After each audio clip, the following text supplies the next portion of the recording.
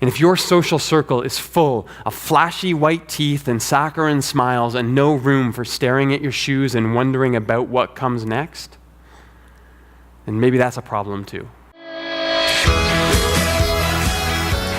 Welcome to the Commons Cast. We're glad you're here and we hope you find something meaningful in our teaching this week. Head to commons.church for more information. Hello. If we have not had a chance to meet yet, my name is Jeremy, and if you are new to Commons this summer, then we probably have not met yet, because I have been away taking a bit of a break. Now, I've been doing some writing and also some vacationing, and we did not go anywhere this summer. We just stayed here in the city, because Calgary has so much to offer, and also, let's be honest, sometimes an actual vacation just takes more energy than you have to give. And so after a busy year 3 here at Commons, I honestly, just all I wanted to do was sit in my backyard, hang out with the dog and the kid, maybe listen to some folk music, and that's about it. And that's exactly what I did, and it was awesome. And so I want to thank everyone who created some space for me to get away, but also, especially, thank you for allowing me to come back, because, first of all, I'm excited to jump back into the David story today, but also, it's that time of year where I'm really getting pumped for the fall. The new season is coming. The new journals have actually arrived. You can't see them yet. But the new movement towards the new parish in Inglewood is underway. And this is going to be a really exciting year for us at Commons, and I can't wait to jump back into it. That said, I have been away, and so I've been listening on the podcast. And if you aren't subscribed to either our podcast or our YouTube channel, you really should do that. You'll get the weekend delivered to you directly for those times that you're away, but also we post new content directly to those channels, particularly YouTube, and you may find that helpful as well. And so as I've been following along, I've been enjoying this series, but last week, as I walked my dog, I listened to Joel talk about walking through a prayer labyrinth. However, I happen to know that he did not tell you the whole story there, because I also know that he was chased out of that prayer labyrinth by a small, angry dog, and I believe we have footage of that if we can roll that here. Here is Joel being chased away by some strange dog. But because of that, I want to offer to Joel, my son, who this summer has been learning to walk our dog, Cedar, and my son has taken to calling himself the, quote, walker master. I believe we have footage of this as well. Here's Eaton walking Cedar. And so, Joel, if you ever want to head back to the prayer labyrinth, Eaton would be happy to accompany you and look after any dogs that you may encounter. There we go. Now, that said, we are actually going to look back at the same section of David's life that Joel took us through last Sunday, but from a slightly different angle today. However, before we look at that, I need to say something about the outbreaks of violence that we've seen in Charlottesville this week. Let me be clear. Racism, white nationalism, violence, nuclear weapons, the glorification of guns that we see spreading across our society, this is anti-Christ. Now, we can have reasonable discussions about immigration policies, and we can discuss gun ownership, but anything that opposes the peace of Christ, anything, anyone, any system that works against peace, this stands in opposition to the Prince of Peace. And there is no room left for churches and pastors and teachers that sit on the sidelines where black and brown and indigenous and LGBTQ lives are not valued as equal before God. The courage to resist evil with the nonviolence of Christ, this is how the world is healed. But sometimes that courage starts with the willingness to acknowledge that the same evil that erupts in Charlottesville is the same evil that creates systems of white supremacy in the world, is the same evil that lurks inside all of us who benefit from those systems whenever we let them go unnamed in the world. Obviously, there is much work to be done. And for us as followers of Christ, that starts within us. Let's pray. God of Abraham, Isaac, and Jacob, God of David, God of the distressed and the indebted and the discouraged, would you remind us today that you are just as present to each of us here in this moment of history as you have been all through the long story of your people. As we read the hatred and violence that lives in the hearts of human beings, And as we watch that which destroys your earth appear to take hold of us, would we remember that the single greatest act of change came through the nonviolent self-giving of your Son?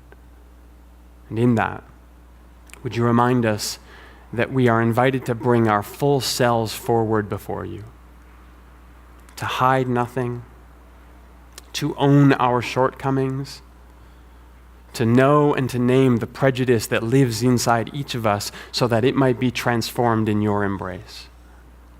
For those of us who have at times wondered who we really are, would your Spirit be a friend to us now? Tell us that we are loved.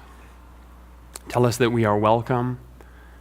Remind us that we are all, each of us, children of the Most High God, even when we forget it.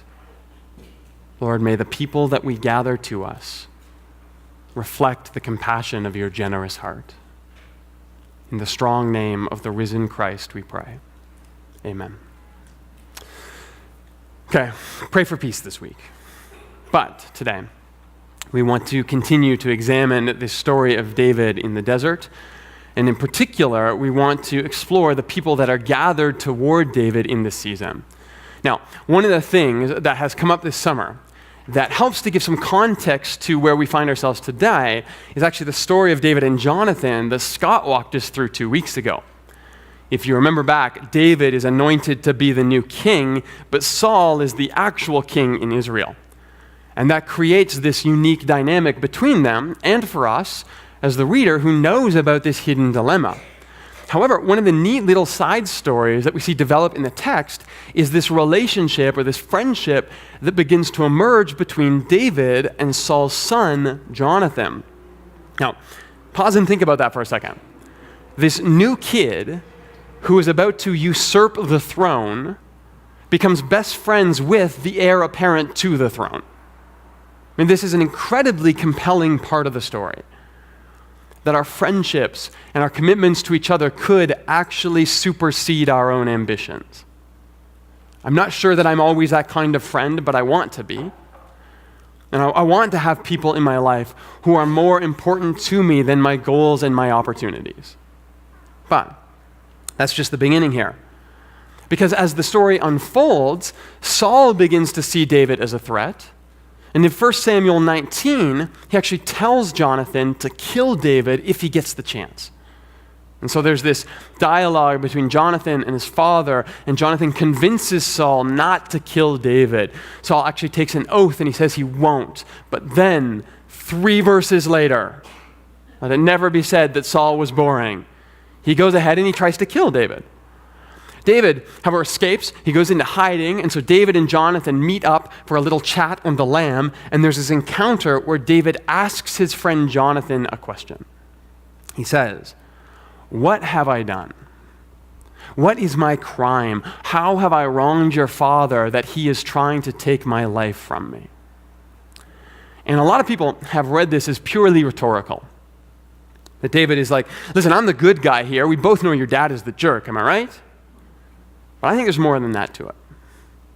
You see, sometimes I think that when we are in places of distress and confusion, and certainly when monarchs are trying to murder us, of course I'm speculating about that one because I haven't experienced that particular situation in my life, but I think that when we are under pressure, we really do need people to tell us what we already know. David isn't just making his point about Saul here. He's asking Jonathan to make his point for him. I know I haven't done anything wrong, but I need to know that someone else sees that too. And so when Jonathan answers and he says, "You have done nothing wrong. Go in peace, for we have sworn friendship to each other in the name of the Lord," this is an important moment. Because I think friends remind us of the things we struggle to remember about ourselves. And so in this friendship between David and Jonathan, we have Jonathan who values his friend above his own ambition. We have Jonathan who defends his friend at his own risk. And now we have Jonathan who reminds his friend of who his friend is. And what's important here is that this is actually one of the central ways the text reveals David to us. through the people that surround themselves or align themselves with David. In fact, sometimes I actually get the impression that we learn more about David by looking at the people near him than we do looking directly at him. And this is one of the most striking elements of the text we're looking at today. Because even as Saul is out to kill David, even as David experiences this aloneness in the desert that Joel talked about last week, what starts to happen is that people start to rally to him. And so there's this growing sense in Israel that Saul is not the king that people expected. That maybe God was right and people who act like kings should not be kings. Maybe there needs to be a change. And so in chapter 22, starting in verse 1, we read that David left Gath and escaped to the cave of Adullam. Now, Gath is a place that we actually know. It still exists today. And so there have been lots of attempts because of that to nail down exactly where this cave was located. And we don't know that. Probably somewhere between Gath and Hebron. But it does seem like this designation is meant to suggest that David is still hiding in a pretty dangerous place. So, likely outside the control of Israelite territory.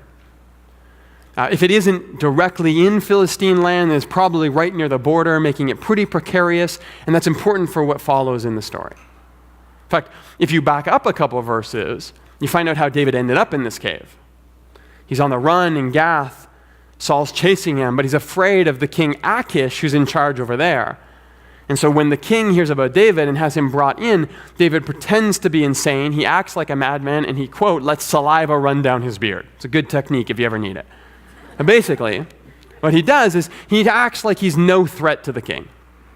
And so in the end, King Achish lets him go. He runs to a cave near the border, and he hides out in between the powerful king of Gath and the Philistines, who still remember him from the encounter with Goliath, and Saul, who's out to get him.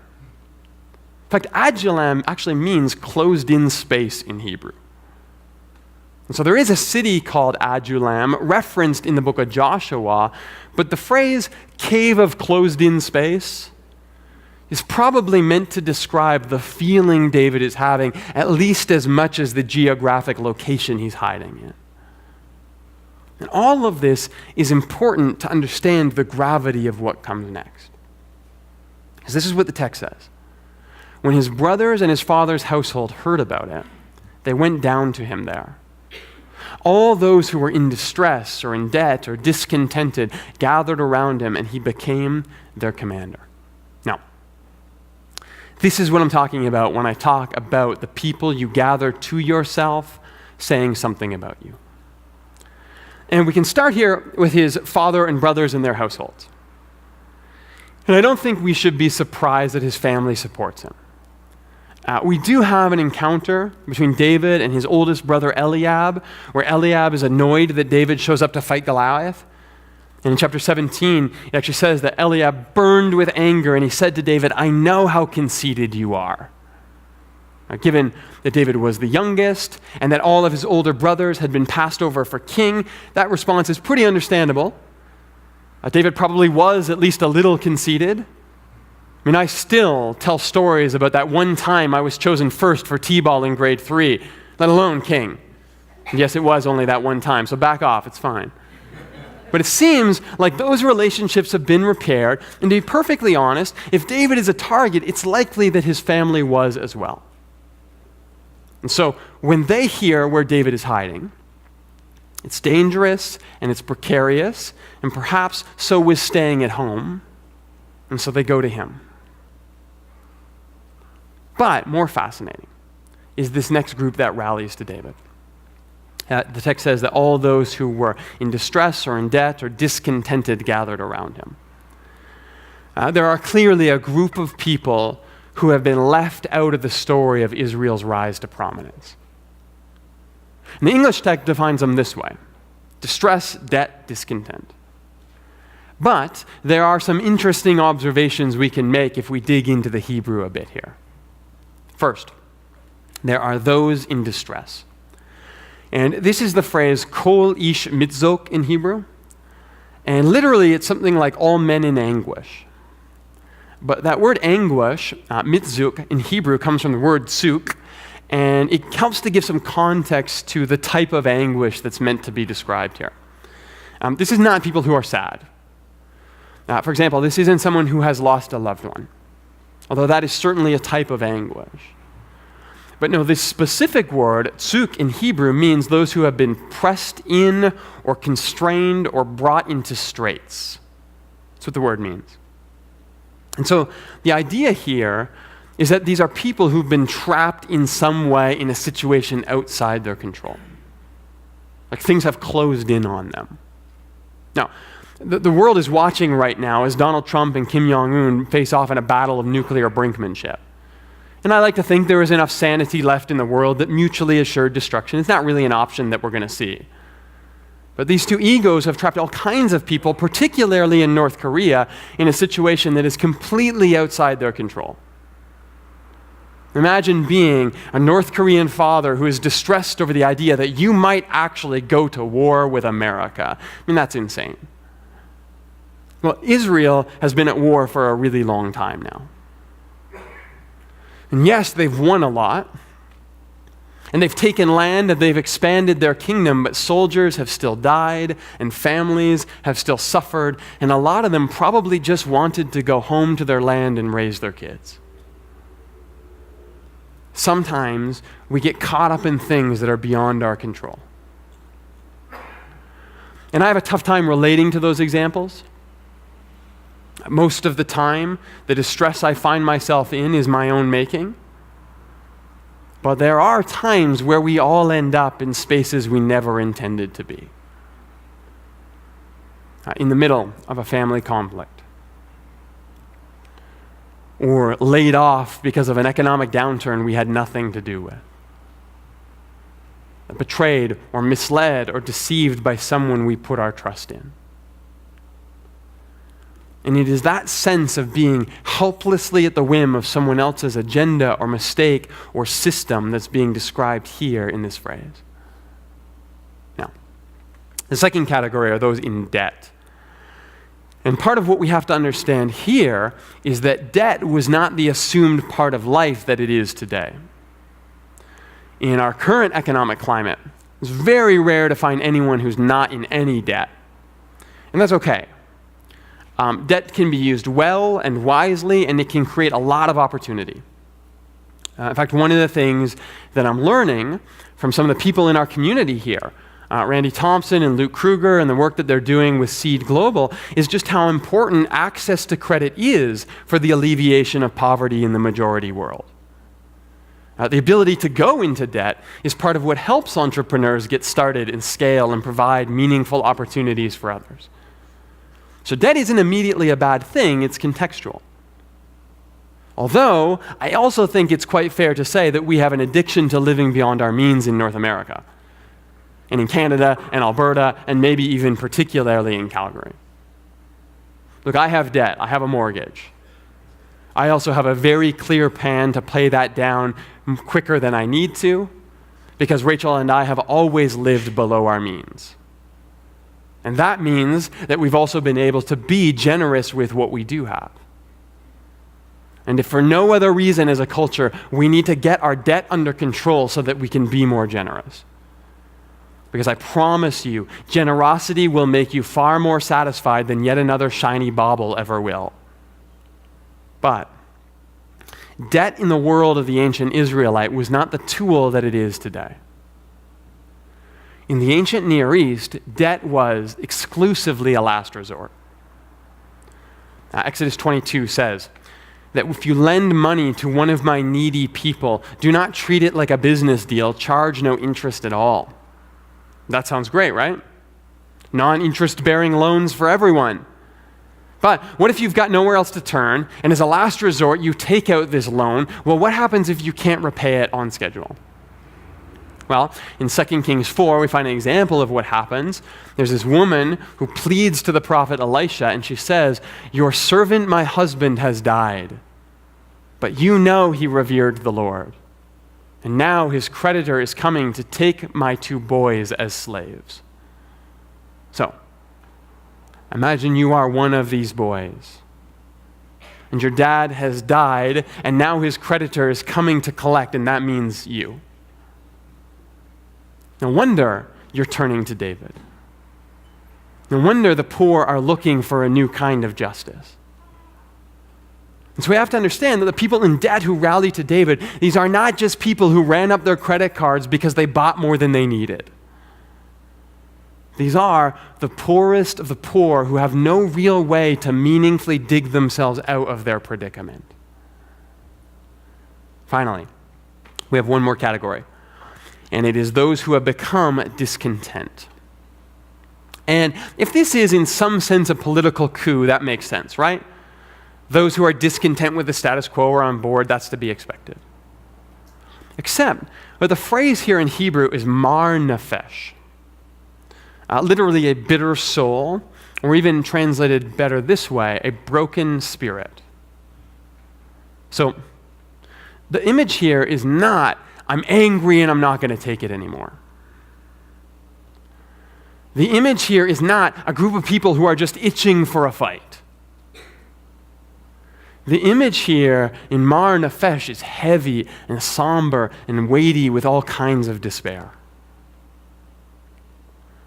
Maybe, even if not right now, you remember when you carried within you a broken spirit.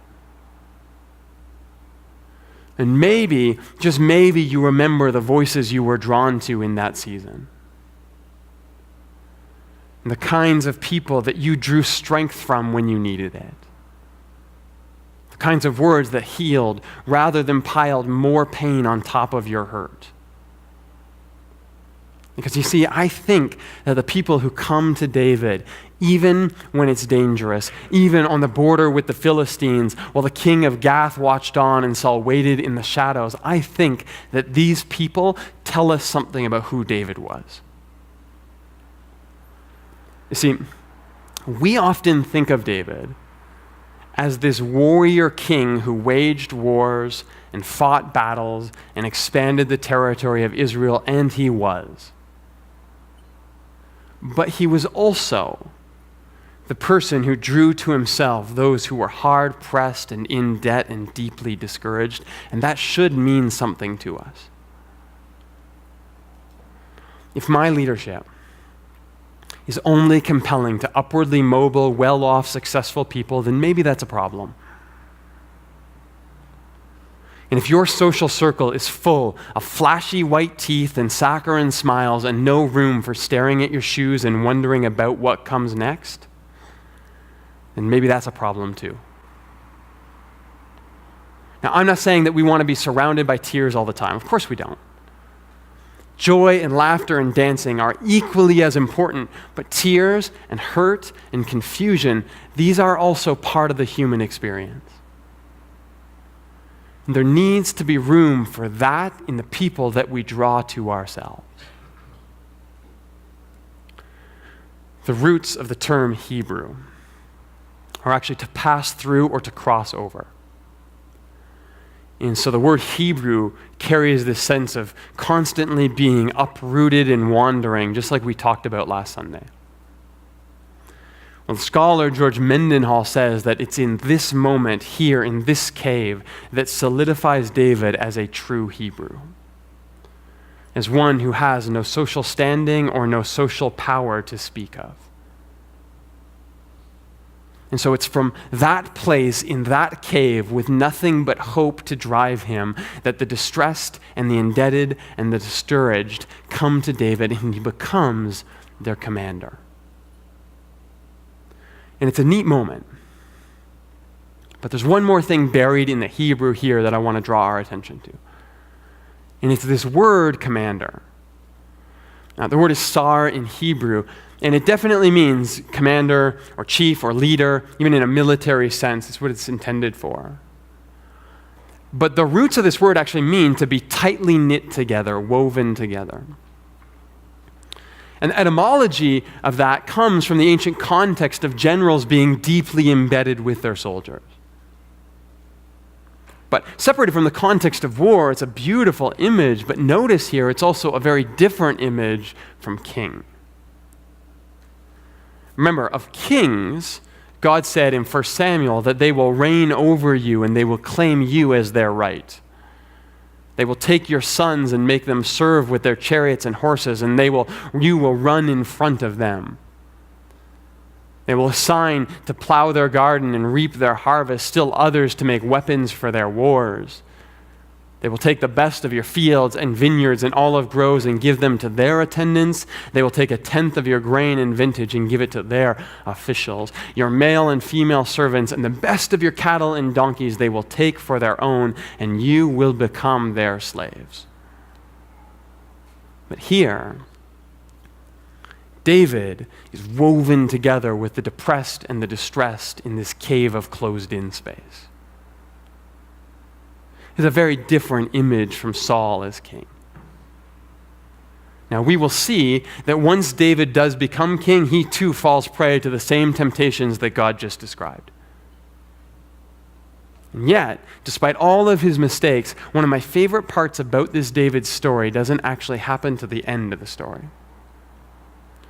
Because at the end of 2 Samuel, all the way through David's life, when he is just about to die, we get this collection of stories about the, quote, mighty men of David who've been with him all through his journey.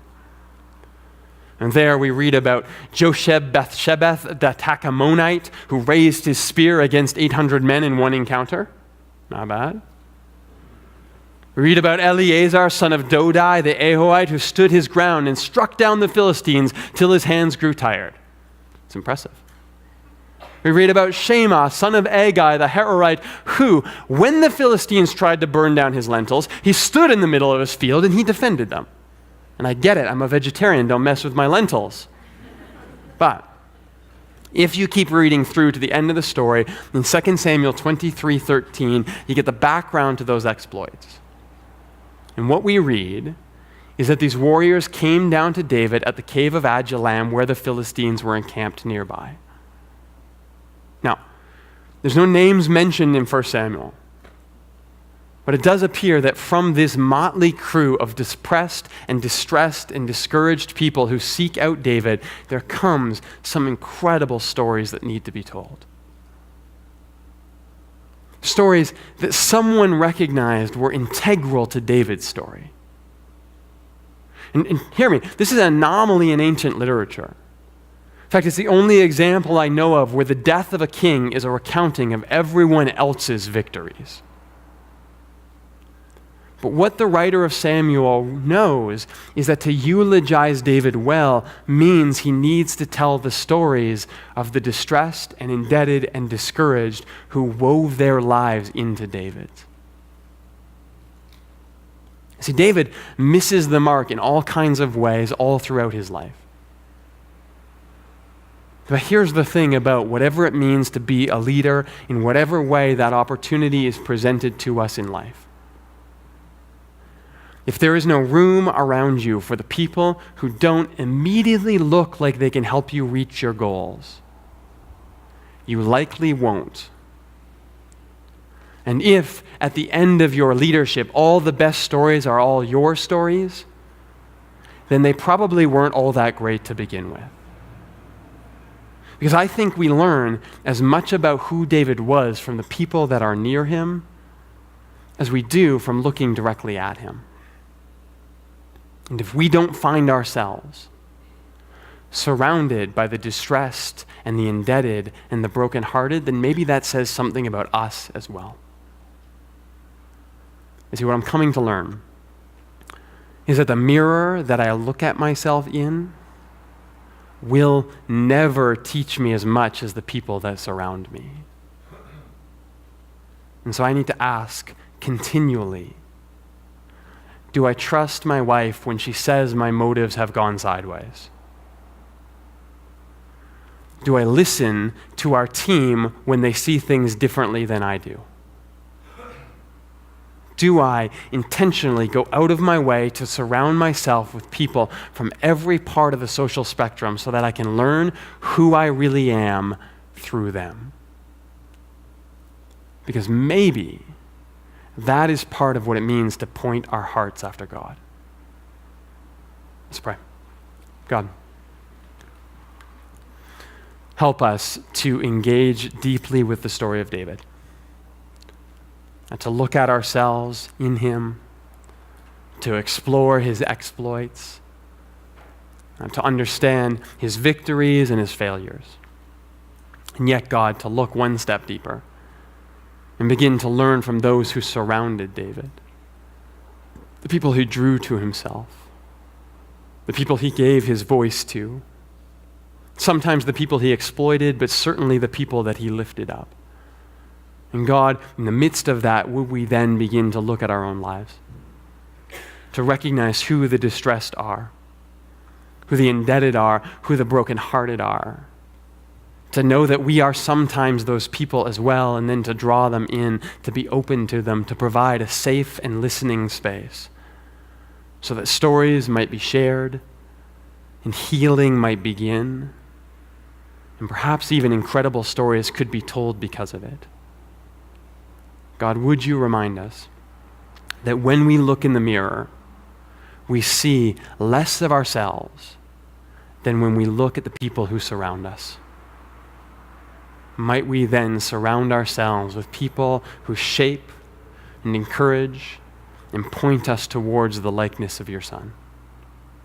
Make us aware of our faults, bring to mind our courage, and help us lean into the people you created us to be.